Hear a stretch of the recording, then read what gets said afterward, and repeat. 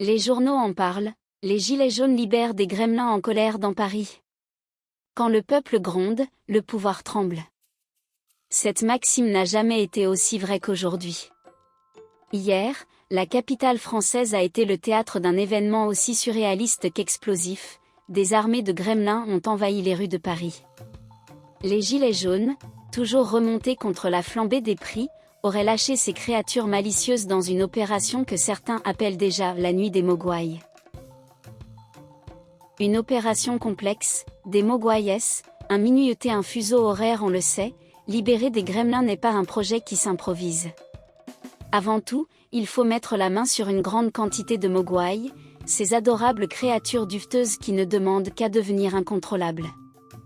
Or, les obtenir en France n'est pas une mince affaire, les douanes veillent, et depuis la loi de 1992 sur l'importation des créatures fantastiques, le marché noir est la seule solution. Mais ce n'est pas tout. Pour déclencher la mutation, il faut leur donner à manger après minuit. Mais sur quel fuseau horaire ? Et oui, quelle heure fait-il réellement ? L'affaire a vite viré au débat philosophico-scientifique. Des gilets jaunes interviewés sur place s'interrogent, Jean-Michel, retraité en colère, mais après minuit, heure de Paris ou heure de Pékin ? Parce que bon, avec les décalages horaires, on peut nourrir un gremlin à 23h59 ici et à 6h du matin ailleurs. C'est pas clair. Sophie, mère célibataire et militante, et si tout ça n'était qu'une métaphore du capitalisme mondialisé qui nous écrase sous des lois absurdes ? Certains vont plus loin et invoquent Einstein, la relativité du temps joue-t-elle un rôle dans la transformation des Mogwai ? Une question que la communauté scientifique se refuse pour l'instant à commenter. Le prix de tout et n'importe quoi. Les gilets jaunes à bout de nerfs. Mais pourquoi cette colère ? Pourquoi les gilets jaunes ont-ils jugé bon de déclencher un chaos gremlinesque en plein cœur de Paris ? Tout simplement parce que le prix de tout est devenu un délire absolu. Un café en terrasse ? 6 €. Un plein d'essence ? Un rein. Un appartement à Paris ? 2 générations d'endettement. De quoi nourrir un sentiment de révolte qui a trouvé un exutoire inattendu avec les gremlins. Les gremlins font n'importe quoi.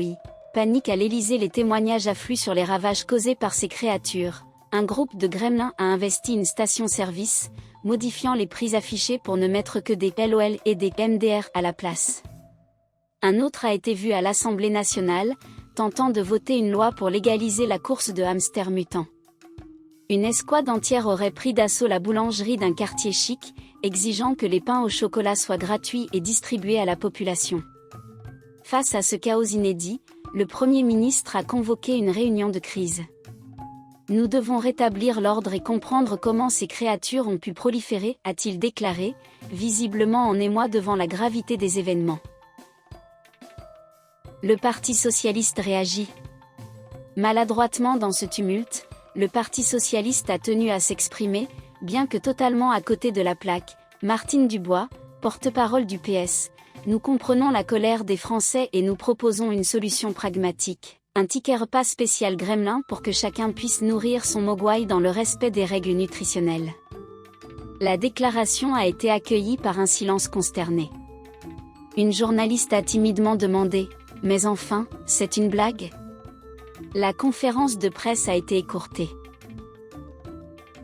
Interview exclusive. Le chef des Gremlins, Jean-Baptiste Lezard, prend la parole dans un développement inattendu. Jean-Baptiste Lezard, leader charismatique des Gremlins, a accepté de nous accorder une interview. Journaliste, pourquoi semez-vous le chaos à Paris ? Jean-Baptiste Lezard, on ne sème rien du tout, on récolte ce que vous avez semé. Inflation, précarité, ras-le-bol général, on est juste venu donner un coup de main. Journaliste, et donc, votre objectif final ? Jean-Baptiste Lezard, que les gremlins puissent vivre dignement, avec des tickets restaurants et un accès gratuit aux piscines municipales. C'est un combat de justice. Une déclaration qui en dit long. Un miracle en vue ? Dumbledore, président de la Commission européenne, propose une solution magique.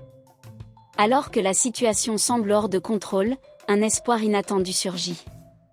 Jean-Luc Dumbledore, nouveau président de la Commission européenne, a annoncé une mesure radicale: nous allons relancer la baguette magique industrielle en Europe et fournir à chaque citoyen un sort de protection anti-gremlin.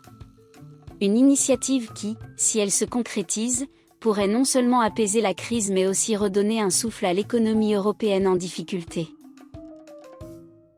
Conclusion, une affaire à suivre. Que retenir de cette incroyable journée? Les Gilets jaunes ont inventé une nouvelle forme de contestation, la révolte par gremlins interposés.